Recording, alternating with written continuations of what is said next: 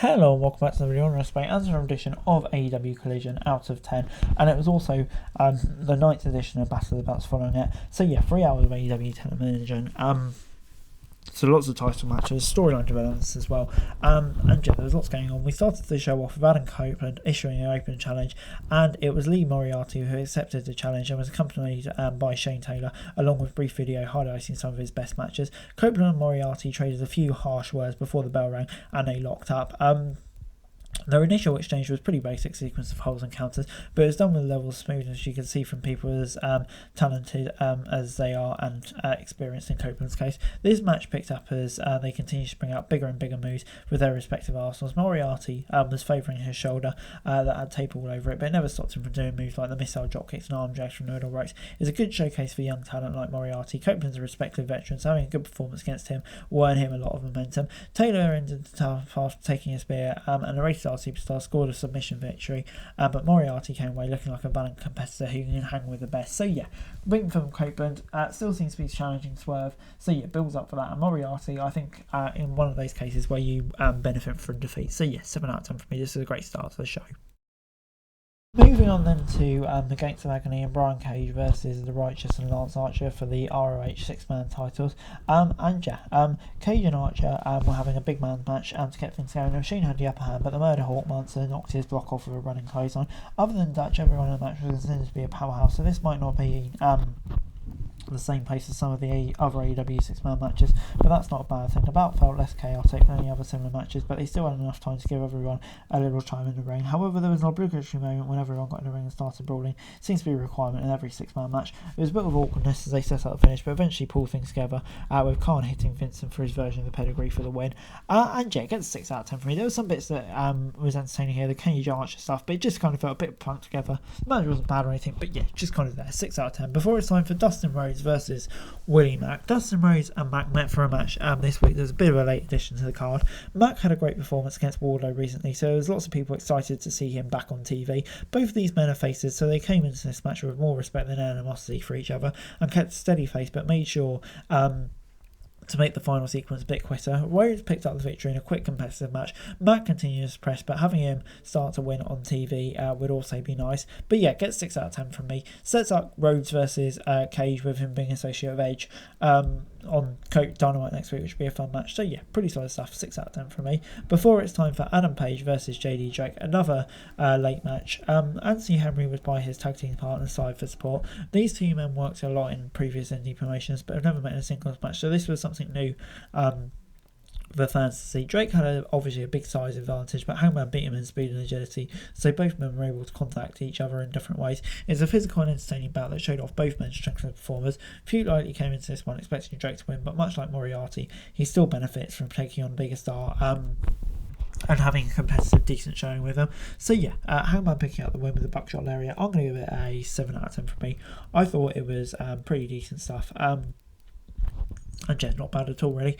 Hangman gets the win, JD benefits. Before it's time for Red Velvet versus Deonna Purrazzo. Purrazzo making her AEW debut.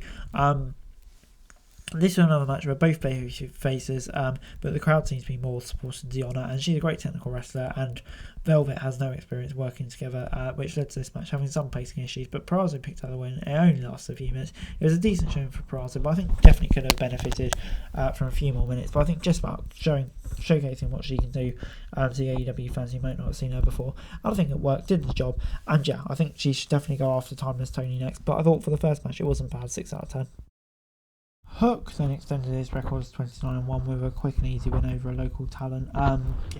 Basically just that. And before it's time for the main event of the Collision part, which saw Garcia and FTR versus House of Black. Buddy and Harwood started with a stiff exchange of strikes that echoed with each impact. Harwood had some of the best chops in the game when they were on display here. If you're a regular viewer, then you don't need to tell us how good all 6 of these men are. And yeah, they were always going to have a solid match, especially when they had the last 20 minutes of the show to work. It was the right choice to put the main event. It was the most exciting match on Collision by a long way.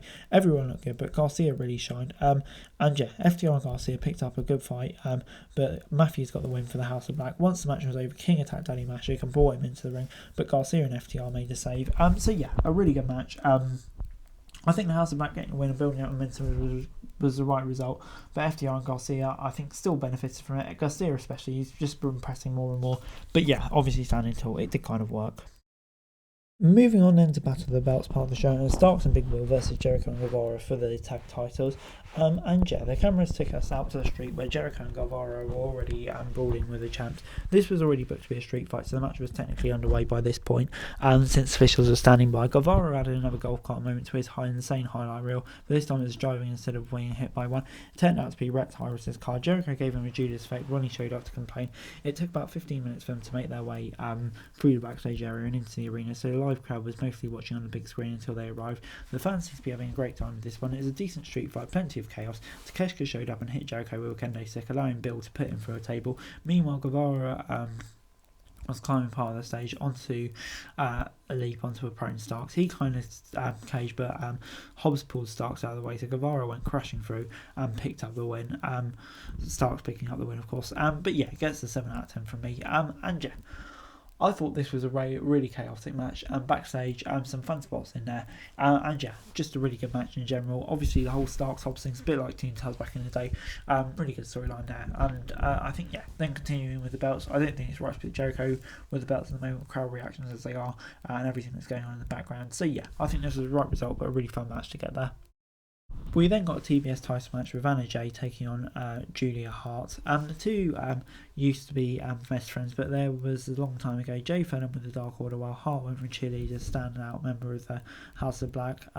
Yeah, neither woman had a clear psychological advantage, and both are only a few years into their careers, so it was an even playing field. Even though this match had decent moments on the whole, it fell a bit short. Both of them have improved so much over the past few years, so it's surprising to see them knock uncomfortable in certain sequences. It almost felt like they were hesitating a bit when wrestling. Hart almost defeated Jay with her own Queen Slayer submission, but the match was managed to break free. Hart able to put her away still and retain the title. It wasn't terrible, but it wasn't the best either. I don't know, it could be a 5 out of 10, but I'd be generous and give it a 6 out of 10. Moving on then to Custody versus Vance for the international title, main events in the whole portion. Before the match, Strong, Taven and Bennett showed up with steel chairs and set themselves at ringside to watch the fight. Vance took control right out of the gate. As soon as OC had an opening, he nailed the orange pants, stopping in the tracks. It felt like both men were trying to end it early, so they went back and forth with several counters. They kind of picked up the pace throughout matches to deliver an entertaining conclusion to the show. OC found his second win and hit a nice Standog Millionaire, followed by a Tornado DDT. Vance caught him coming off the top rope and took out by Kingston by throwing Cassidy into them with a fall away slam. Cassidy was able to pick up the win, but he immediately countered by the Kingdom and Roddy. Jose tried to get involved but was immediately taken out. Surprisingly, they never attacked the OC. The show ended in a stare down, but yeah, definitely an interesting way to end the show. A really fun match between Cassidy and Vance.